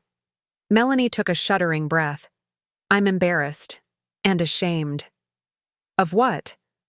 Of how we treated you. And then here you are, taking care of me without hesitation. She gestured to the pill organizer, the neatly arranged pillows, the carefully positioned water glass. You've thought of everything. You're so capable and kind, even after everything we did. I handed her a tissue. That's what mothers do. Not all mothers, Melanie said quietly. I'm not sure I would be this gracious if Lizzie treated me the way I treated you. It was the first genuine acknowledgement of our conflict, the first indication that Melanie saw the situation from my perspective. Not a strategic apology like before, but a moment of real self-reflection. I've been thinking a lot this week, Melanie continued, about aging, about control, about how terrifying it is to be dependent on others. I nodded, understanding dawning. It's frightening to need help. Yes, Melanie whispered. And I think maybe our push to move you to Evergreen wasn't really about your needs at all. It was about our discomfort with facing your mortality, and ultimately, our own. The bro. Honesty hung between us, fragile but real, a first tentative step toward genuine understanding. As I continued caring for Melanie over the next 2 weeks, I became aware that news of our situation was circulating through our interconnected social circles. Each visitor to Melanie's home witnessed the role reversal firsthand, me, the elderly mother, competently managing my middle-aged daughter's care. Don, Melanie's husband, returned from his business trip and was visibly impressed by my efficient organization of medications, appointments, and household routines. You've thought of everything, he commented, examining the detailed recovery schedule I'd created. I'm not sure we could have managed without you. I overheard Melanie's friends from the neighborhood bringing casseroles and staying for coffee, observing my vitality with surprise. One afternoon, I was in the kitchen preparing tea when I heard Melanie's friend Trisha whispering in the living room. Your mom is amazing, Trisha said. My mother is 5 years younger and can barely manage her own groceries, let alone run someone else's household. I know, Melanie replied quietly. We've underestimated her for years. When I finally returned to my regular activities at the community center, I found that perceptions had subtly shifted. Selena told me she'd fielded numerous questions about my absence. I told them you were caring for your daughter after an accident, Selena explained with noticeable pride. The same daughter who thought you needed to be in assisted living. The irony wasn't lost on anyone. By the time I resumed my normal routine, people who might have viewed me through the lens of my age now seemed to see my capabilities first. 3 weeks into Melanie's recovery, I attended my monthly neighborhood association meeting. I'd been treasurer for 5 years, a role David had recently suggested I might find challenging to continue. I arrived to unexpected applause. Here's our superwoman, called out Arthur Daniels, the association president, caring for her daughter and still making time for community business. Mrs. Reynolds, a retired nurse in her 80s, squeezed my hand. We've been hearing about your excellent care of Melanie. Not surprised in the least. You've always been the competent one. Throughout the meeting, I noticed a marked difference. in how people addressed me. Questions about financial matters came directly to me rather than being directed to younger members. When I spoke, people listened attentively, without the patronizing smiles I'd grown accustomed to in recent years. Later, during refreshments, several members approached me privately. "My son's been pushing me to sell my house," confided Margaret Weber, a widow in her late 70s. "Says it's too much for me to handle. After hearing what you did, I finally told him no." "My daughter keeps helping with my finances," shared Frank Cooper, a retired accountant. "Taking over bit by bit. How did you handle that situation with your kids?" I found myself becoming an informal advisor to my peers, many of whom faced similar pressures from well-meaning but controlling adult children. I was careful not to demonize David and Melanie, focusing instead on practical strategies for maintaining independence while addressing legitimate concerns about aging. "The key is documentation," I explained to a small group gathered around me. "Regular medical checkups, cognitive assessments, well-organized financial records. Leave no room for assumptions about your capabilities." The conversations at the neighborhood meeting sparked something unexpected, a small movement among the senior community. Inspired by my story, others began asserting boundaries with their adult children. Margaret Weber enrolled in a home maintenance class specifically for seniors, addressing her son's concerns about her ability to maintain her property. Frank Cooper consulted with my attorney, Tricia, about creating clear financial directives that allowed transparency without surrendering control. The community center added a new workshop, Aging with Dignity, Maintaining Independence While Accepting Support. They asked me to be a guest speaker, sharing my experiences and strategies. The first session filled up immediately, primarily with people in their 60s and 70s concerned about future conversations with their children. Even Dr. Reynolds, who had been invited to David's dinner to evaluate me, approached me after a university function. "I owe you an apology," he said frankly. "I allowed myself to be put in an inappropriate position regarding your cognitive assessment. Your handling of the situation was exemplary."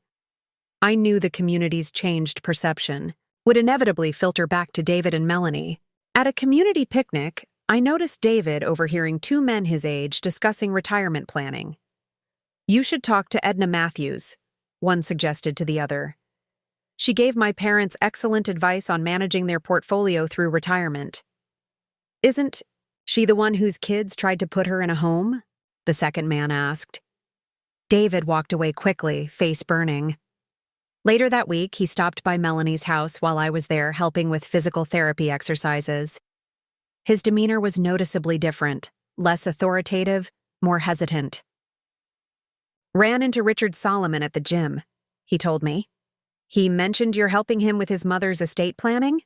"Just some informal advice," I confirmed. "His mother was one of my banking clients years ago." David nodded slowly, a new realization visibly dawning. I could see it in his eyes, the recognition that I wasn't just his mother. I was a community member with my own network, reputation, and sphere of influence. People he knew and respected, sought my expertise and valued my judgment. "I never really thought about how many people rely on you," he admitted. "I've always been more than just your mother, David," I said gently. "That's something I needed you to see." 6 weeks after Melanie's accident, her cast came off. By then, I had gradually transitioned back to my own home, though I still came over regularly to help with physical therapy and household tasks. On this milestone day, we went out for a celebratory lunch afterward, Melanie, Dawn, Lizzie, and myself. As we were seated at the restaurant, Melanie noticed me taking out reading glasses for the menu. "Mom, you got new glasses. And your hair? It's different." I touched my newly styled silver bob. "Yes, just last week. Selena recommended her stylist." Looking more closely, I could see Melanie taking in other subtle changes. My new watch with a fitness tracker, a stylish blouse I'd purchased recently, the slightly more defined muscle tone in my arms from consistent swimming. I looked more vibrant, more present in my own body than I had been in years. "You look wonderful," Melanie said, genuinely appreciative. Really? Rejuvenated. I feel rejuvenated, I acknowledged. Amazing what happens when you're busy living your life instead of defending it. Throughout lunch, I mentioned my expanded activities, the swimming, now supplemented with a gentle strength training class, the financial literacy program at the library that had grown from one session to a regular series, weekend trips with Selena to nearby towns we'd never explored before. Next month, we're taking a pottery class, I mentioned. I've always wanted to try working with clay. Lizzie, who had been quiet, suddenly interjected. Grandma, you're doing way more stuff than my friends' grandmothers. They're always complaining their grandparents never want to try anything new. I smiled at my granddaughter. It's never too late to start something new, Lizzie. Remember that. The following Sunday, Thomas hosted a family dinner at his home. For the first time in months, all three of my children were together along with their families. Thomas had made this happen deliberately, sensing the time was right for a more complete family reconciliation. The atmosphere was initially tentative, especially between David and me, as we'd had the least contact during Melanie's recovery. But as the evening progressed, the tension gradually eased. The grandchildren's energy helped, creating natural points of connection and shared laughter. During dessert, Thomas raised his glass in a toast. To Mom, who has shown us all what strength really looks like. Conversation flowed to my recent activities and achievements. Thomas mentioned my upcoming speaking engagement at a senior advocacy conference. Melanie shared how efficiently I had managed her recovery process. Even David, after initial reticence, acknowledged the positive feedback he'd heard about my financial workshops. Mr. Harrington at the bank told me your session on retirement planning was the most practical he's attended, he admitted. Said you explained complex concepts better than their professional advisors. What was notably absent from the conversation was any mention of evergreen pines, power of attorney documents, or concerns about my ability to live independently. Instead, the family discussed my plans, the upcoming trip with Selena, the garden renovation I was considering, the investment strategy I was developing for a new market opportunity. When the grandchildren left the table to play video games, David finally addressed the elephant in the room. I've been thinking a lot about our disagreement, Mom. I think I approached things badly. It wasn't quite an apology, but it was an acknowledgement. I accepted it with a nod. We all want what's best for those we love, David. Sometimes we just define best differently. Month later, I received an unexpected call from my former employer, First National Bank. The Director of Community Relations explained that they were establishing a financial literacy foundation aimed at helping seniors maintain financial independence. They wanted me to serve on the advisory board. Your combination of professional expertise and personal experience makes you uniquely qualified, the director explained. We need voices like yours guiding this initiative. The position came with a stipend, quarterly meetings, and the opportunity to shape educational programs that would be implemented nationwide. It was a role that acknowledged both my professional background and my recent advocacy work. When I shared this news with my children during our now regular Sunday phone calls, their reactions revealed how completely perceptions had shifted. That's perfect for you, Mom, Thomas said enthusiastically. Will you have time with all your other activities?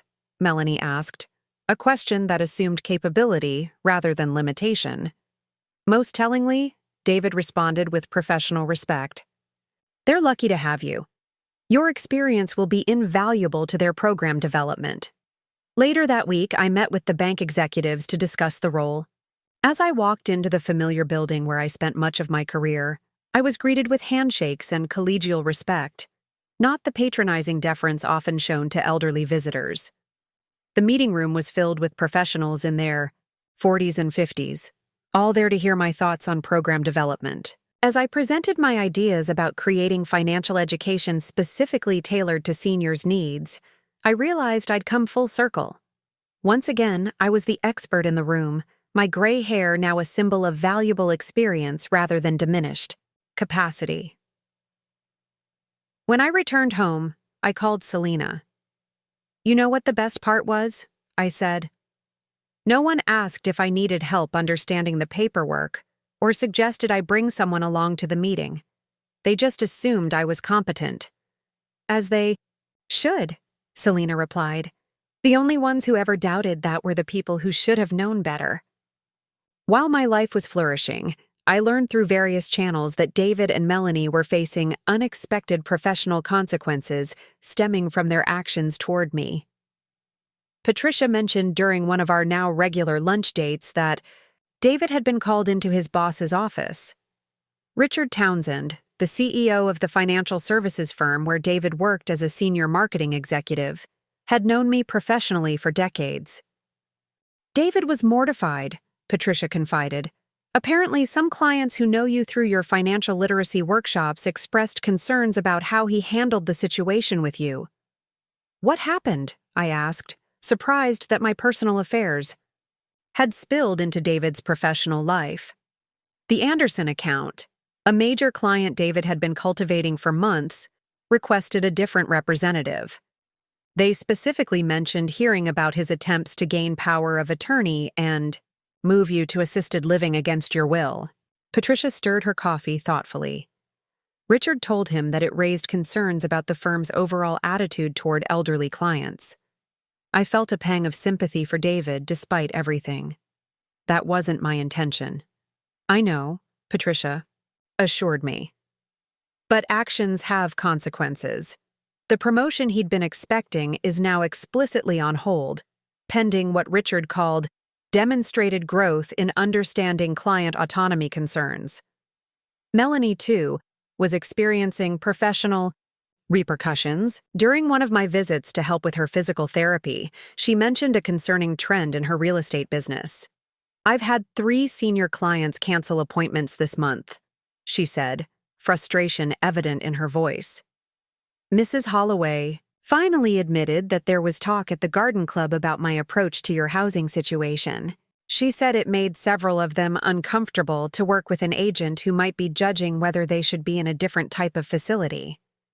I nodded, understanding the delicate ecosystem of reputation in a small community. "People talk. I never thought our private family decisions would affect my business," Melanie said ruefully. "But I guess when you specialize in helping seniors downsize, how you treat your own mother becomes relevant." Both David and Melanie faced another consequence they hadn't anticipated: the mortgage situation. While I hadn't taken any punitive action regarding their mortgages, I knew from Thomas that the very knowledge that I held this power had created a subtle but persistent anxiety for them. David had apparently met with his financial advisor to discuss refinancing options, hoping to extricate himself from my financial influence. But with current rates, he'd be looking at an additional $600 monthly, plus substantial closing costs. With his promotion delayed and his son's college tuition increasing, taking on higher payments made little financial sense. Melanie faced a similar dilemma. With her real estate business experiencing a downturn and the medical bills from her accident still arriving, refinancing wasn't practical. They were both effectively trapped in a financial arrangement that served as a daily reminder of their attempted power grab and its backfiring. Beyond professional and financial consequences, I noticed that David and Melanie were experiencing subtle social repercussions. At a neighborhood barbecue I attended with Thomas, I observed several of my friends from the community center watching David with evaluating eyes. When he approached them with his usual charm, their responses were polite but measured. "Your mother's presentation on retirement planning was excellent," one said pointedly.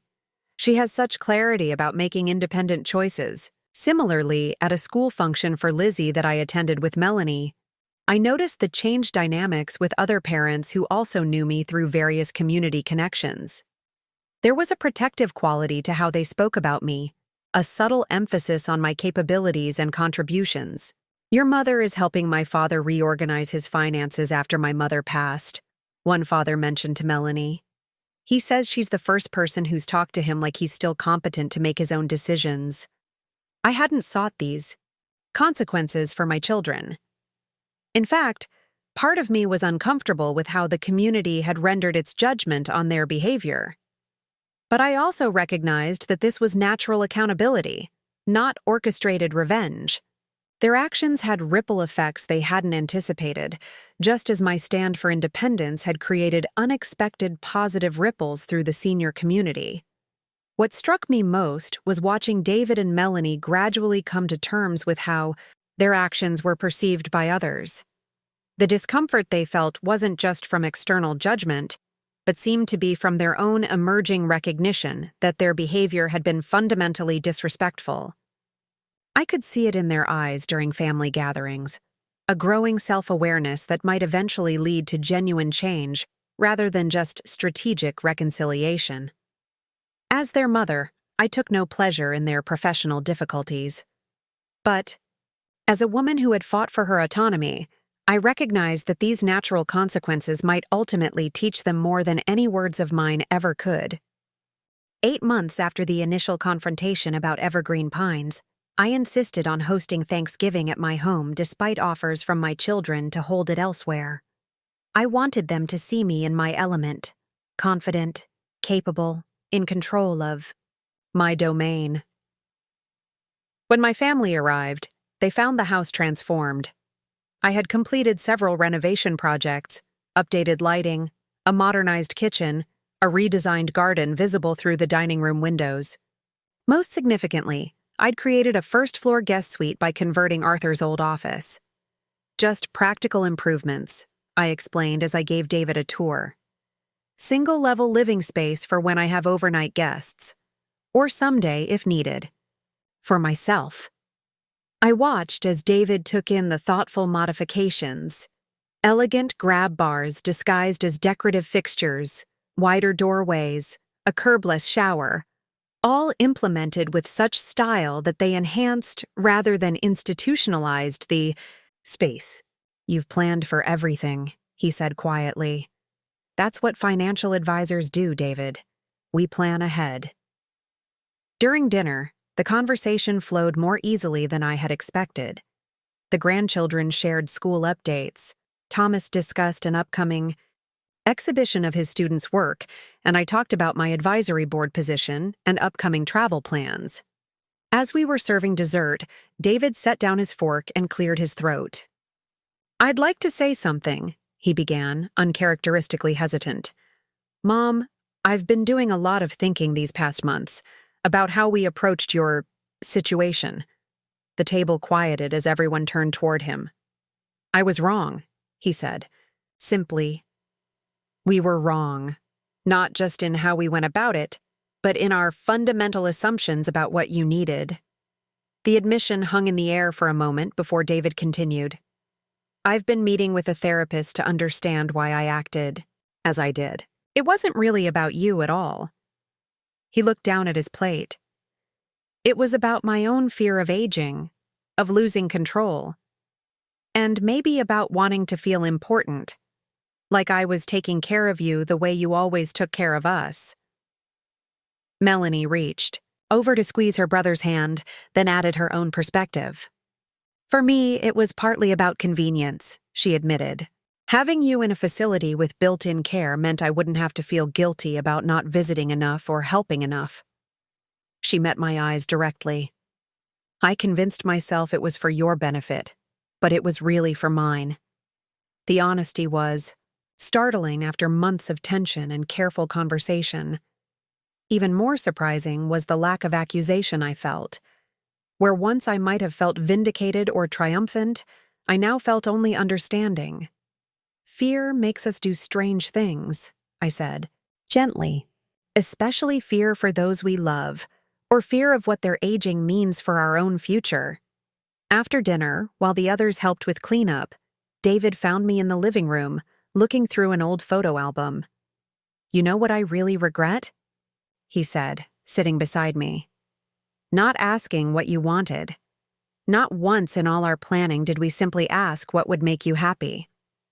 What would you like to know now? I asked. David considered this. What do you want for your future, Mom?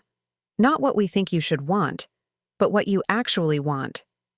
To live on my own terms, for as long as possible, I answered without hesitation. To be seen as the person I am, not just as someone's elderly mother. To have your support without your control. David nodded slowly. I think I finally understand the difference. As he helped me put away the photo albums, he added, I've been meaning to ask, those mortgages. Do you still own them? I smiled. Yes, I do. Does that bother you? David considered this honestly.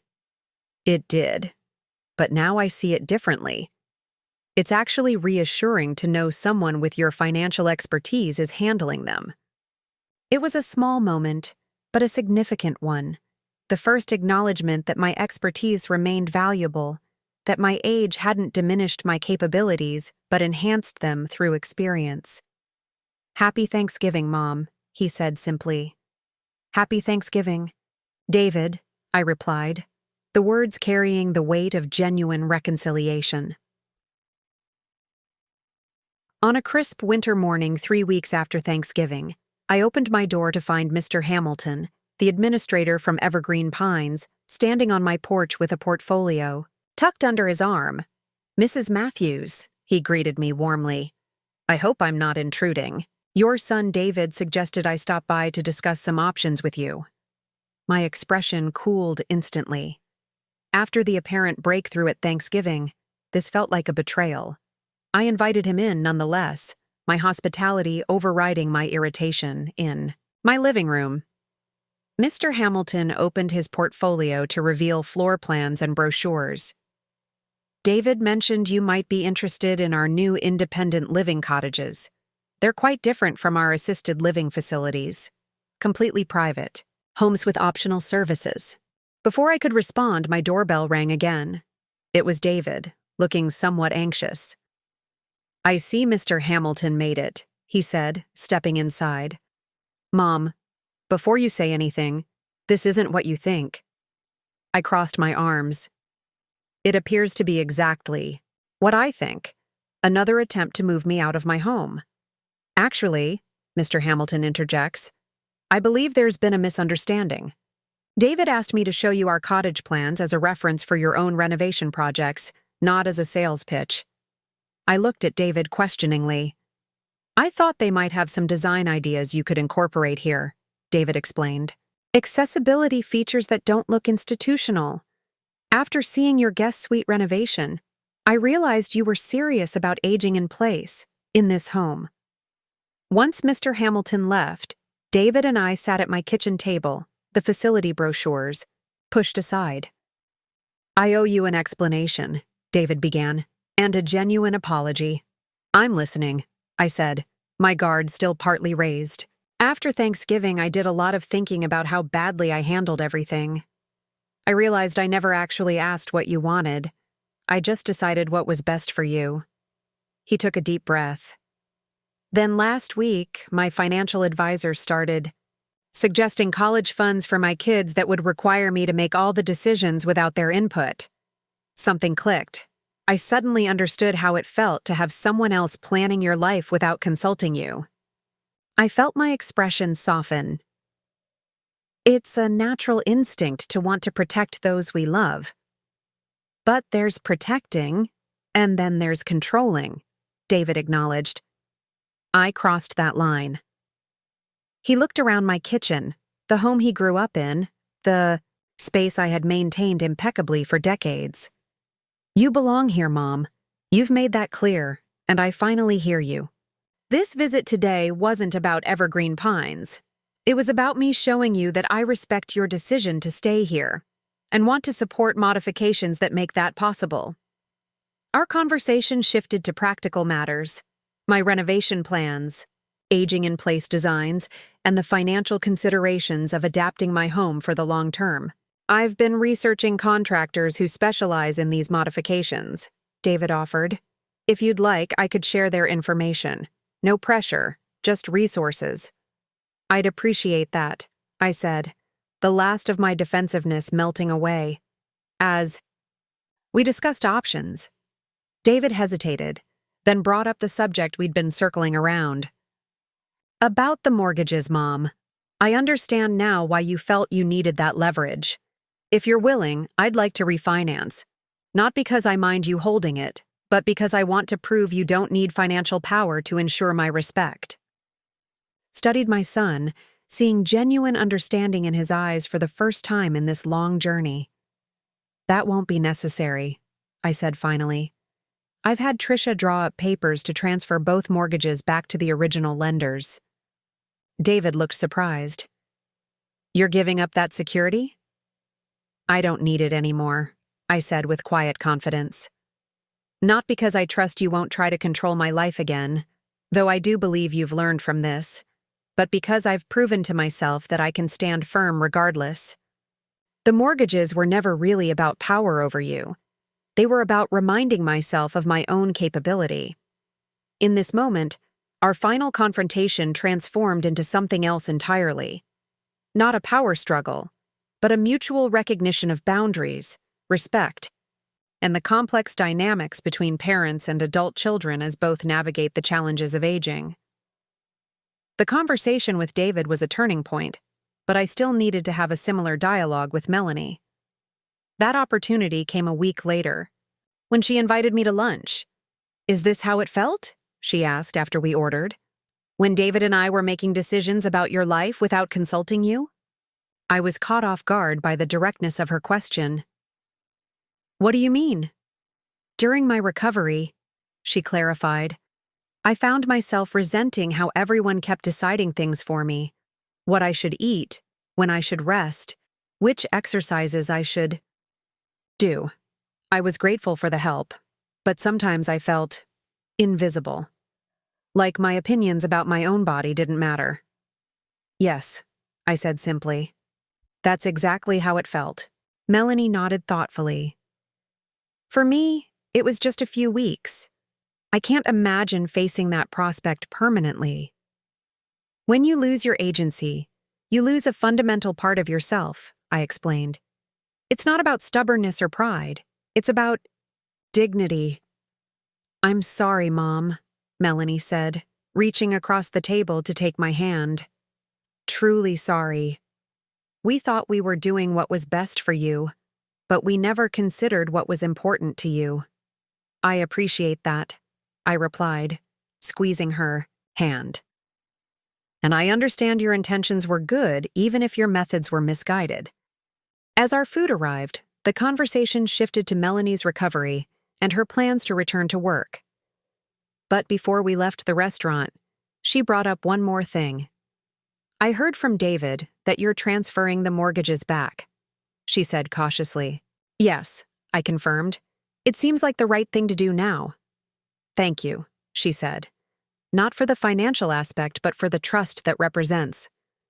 She hesitated before adding, I want you to know that I've learned my lesson. No more trying to manage your life or make decisions for you. I'm glad to hear it, I said, but I hope you won't retreat entirely. I still value your input and support, just as a daughter, not as a guardian. Later that week, Thomas joined me for dinner. He'd been my steadfast ally throughout this journey, and I wanted him to know about the resolution with his siblings. So peace has been declared? He asked with a small smile after I recounted my conversations with David and Melanie. More than that, I said. I think genuine understanding has been reached. Thomas looked relieved, but still concerned. And you're really giving up the mortgage leverage? Are you sure that's wise? I think it's necessary, I explained. As long as I hold their mortgages, there's an imbalance that prevents true healing. They'll always wonder if my kindness is genuine or strategic. And if they revert to their old patterns? Thomas asked, ever protective. Then I'll handle it, I said confidently. I've learned I'm stronger than I thought, and they've learned I'm not as pliable as they assumed. The next day, I met with Trisha to finalize the mortgage transfers. As she prepared the paperwork, she asked, "Are you absolutely certain about this, Edna? These mortgages gave you significant protection." "I'm certain," I said. "I no longer need financial leverage to ensure my independence. I've established that through my actions." "Well, you've certainly made an impression," Tricia said with a smile. "Not just on your family, but on the wider community. Do you know? I've had 6 new clients specifically reference your situation when seeking advice on maintaining autonomy while aging." "Really?" I hadn't realized my personal stand had resonated so widely. "You've become something of a folk hero among the senior set," Tricia chuckled. "The woman who bought her children's mortgages to teach them respect." I signed the transfer documents, feeling a sense of completion. The mortgages had served their purpose, not as long-term control, but as a dramatic demonstration that I was not to be underestimated. That evening, I called both David and Melanie to let them know the transfers were complete. Their responses were telling. "Thank you for your trust, Mom," David said. "I promise it's not misplaced." "We won't let you down again," Melanie assured me. I didn't need their promises or assurances. What mattered was that we had all grown through this conflict, my children toward greater respect for my autonomy, and me toward stronger self-advocacy. As I sat in my garden that night, watching the sunset paint the sky in shades of gold and pink, I felt a profound sense of peace. The struggle hadn't been easy, but it had been necessary. Through it, I had reclaimed not just my independence but also my identity, not as an aging parent to be managed, but as a whole person with wisdom, capabilities, and the right to self-determination. The fight for my autonomy had transformed into something unexpected, a catalyst for deeper understanding between generations. That, I realized, was perhaps the most valuable outcome of all. A year after the initial confrontation about evergreen pines, I hosted a garden party to celebrate my 73rd birthday. My backyard had been transformed with accessible pathways, raised garden beds that eliminated the need for kneeling, and a beautiful patio designed for entertaining. Friends from the community center, my investment club, and my financial literacy program mingled with family. Thomas helped with the grilling while his partner arranged flowers. Melanie, now fully recovered from her accident, assisted with serving. David and Patricia arrived with their teenagers and a cake from my favorite bakery. What struck me most was the natural, easy interaction between myself and my adult children. The tension that had characterized our relationship for so what struck me most was the natural, easy interaction between myself and my adult children. The tension that had characterized our relationship for so long had been replaced by something more balanced, mutual respect between adults rather than the strained dynamics of caretaking or control. When Selena raised a toast to another year of independence, everyone raised their glasses without hesitation or discomfort. The phrase no longer carried the weight of conflict. It was simply a celebration of my vibrant life. The new family dynamic had solidified into healthy patterns. David called regularly, but no longer framed his questions around monitoring my activities. Instead, he sought my advice on investment strategies for his children's education funds, acknowledging my expertise. Melanie had become more direct about needing help with Lizzie occasionally, asking clearly rather than assuming my availability. When I explained I had prior commitments, she accepted this without guilt-tripping or questioning, a small but significant shift. Thomas, who always had the healthiest relationship with me, now served as a bridge rather than a mediator. Family. Gatherings happened monthly, rotating between our homes, with me still insisting on hosting my share despite occasional gentle offers to take on the work. The mortgage documents, now transferred back to traditional lenders, had become a family inside joke, a reference point for how far we'd all come. "At least Mom doesn't own our houses anymore," David quipped during a recent dinner, earning genuine laughter all around.